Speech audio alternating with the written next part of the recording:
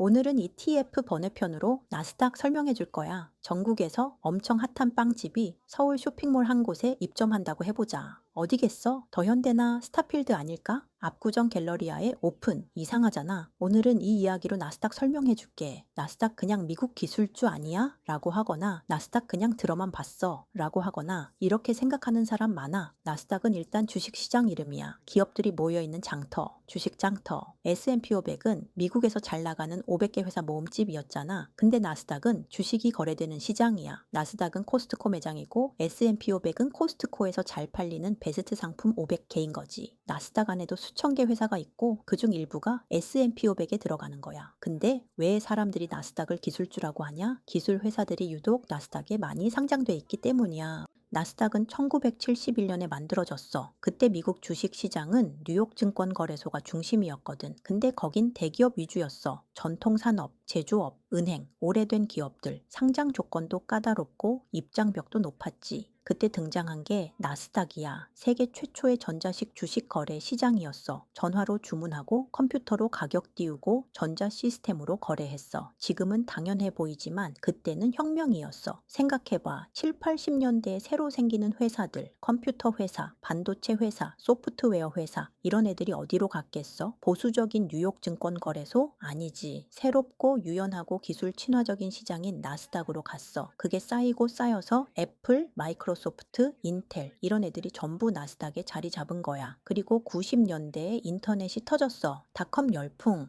이때 인터넷 회사들이 우르르 나스닥으로 몰렸어. 야후, 아마존, 이베이 다 나스닥이야. 그러면서 사람들 머릿속에 공식이 박힌 거야. 나스닥은 기술주. 사실은 시장 구조 때문에 그렇게 된 건데 이미 이미지가 굳어버린 거야. 다시 빵집 이야기로 가보자. 더현대나 스타필드에 입점하는 건 요즘 핫한 브랜드들이잖아. 압구정 갤러리아 오픈. 이상해. 주식시장도 똑같았어. 갤러리아가 뉴욕 증권거래소였어. 재무 규모가 커야 했어. 역사가 있어야 했고 전통기업 중심이었어. 제조업, 철강, 은행, 에너지. 이미 덩치 큰 회사들만 들어갔다는 거야. 근데 7, 80년대에 컴퓨터 회사들이 막 생기기 시작했어. 자산은 작아, 역사는 짧아. 대신 성장 스토리는 미쳤어. 이런 회사들이 갤러리아 가겠어? 아니지. 더 유연하고 새롭고 기술 친화적인 시장으로 간 거야. 그게 나스닥이야. 세계 최초 전자식 시장이었고 신생 기업들이 들어가기 더 쉬웠거든. 그래서 애플도 마이크로소프트도 아마존도 처음부터 나스닥이었던 거야. 이게 쌓이고 쌓여서 지금은 나스닥은 기술주, 이 공식이 굳어진 거라는 거야.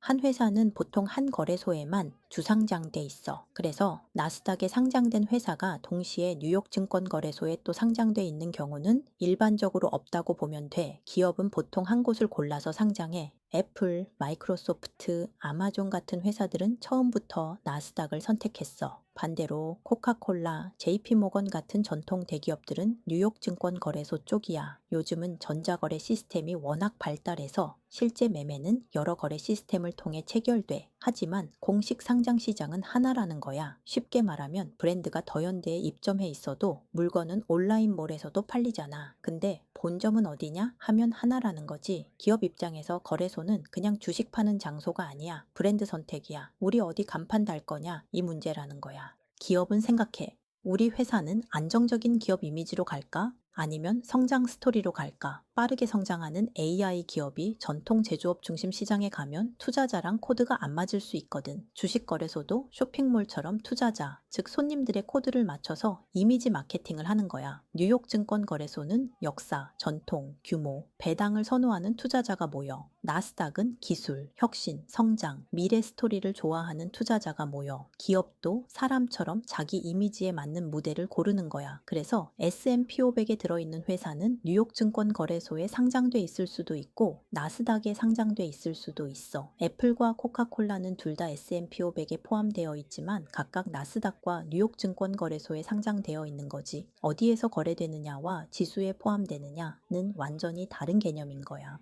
나스닥이 뭔지 알았으니 본격적인 이야기 해줄게. 나스닥 상승이라는 말 많이 나오지? 나스닥 시장 전체를 대표하는 지수를 말하는 거야. 대표적으로 나스닥 종합지수, 나스닥 100 이렇게 있어. 특히 많이 듣는 게 나스닥 100이야. 보통 나스닥 상승과 하락을 말할 땐 나스닥 100을 말하는 거야. 나스닥에 상장된 회사 중 금융회사 빼고 상위 100개만 모은 거지. 금융회사 제외. 이게 포인트야. 은행, 보험 이런 건 빼고 비금융 기업 중 덩치 큰 100개만 뽑아. 그래서 자연스럽게 기술주 비중이 엄청 높아지는 거야. 나스닥을 더현대에 비유해줬잖아. 나스닥 종합지수는 더현대 모든 매장 평균, 나스닥 100은 더현대에 들어간 기술 매장 평균 이런 거야.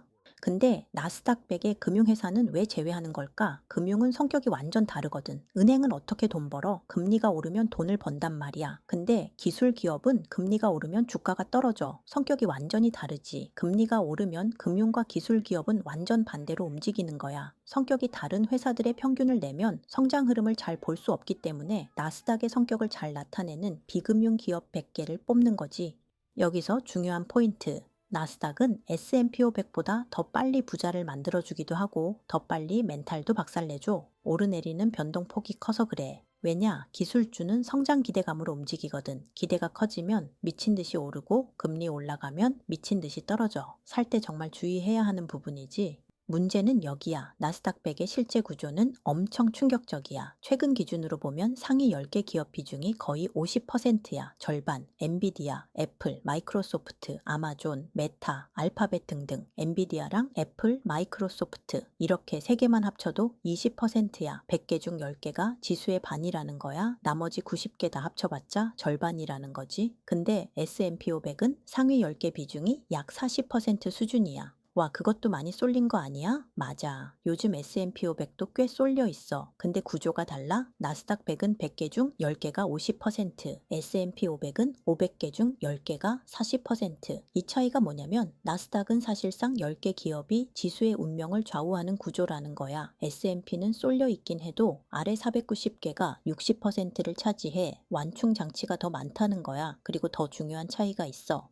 업종 구조야. 나스닥 상위 10개는 거의 다 기술주야. AI, 반도체, 빅테크, 플랫폼 같은 방향으로 움직일 가능성이 높아. 금리 오르면 같이 맞고 AI 기대감 붙으면 같이 날아가고 한 방향으로 쏠리는 힘이 강해. 근데 S&P 상위 10개는 어때? 기술도 있고 헬스케어도 있고 소비재도 있고 에너지도 섞여 있어. 어느 한쪽이 흔들려도 다른 쪽이 버텨줄 수 있어. 그래서 변동이 조금 더 완만해지는 거야. 나스닥 100은 기업 수가 적고 상위 기업 집중도가 엄청 높아. 업종도 한쪽으로 몰려 있어. 그래서 기대감이 커질 때는 폭발적으로 오르고 금리 올라가거나 성장 스토리가 꺾이면 폭발적으로 떨어져. 그래서 S&P 500보다 변동폭이 크다는 거야. 이게 구조적인 차이야. 기술주라서 그런 게 아니라 구조가 그렇게 만들어져 있는 거야. 살 때 정말 주의해야 하는 부분이지. 이걸 제대로 모르고 QQQ, TQQQ 막 사는 사람들이 진짜 많아. 다음 편에서 QQQ와 TQQQ 뭐가 다른지, 사람들이 왜 나스닥과 도파민을 얘기하는지 제대로 설명해 줄게.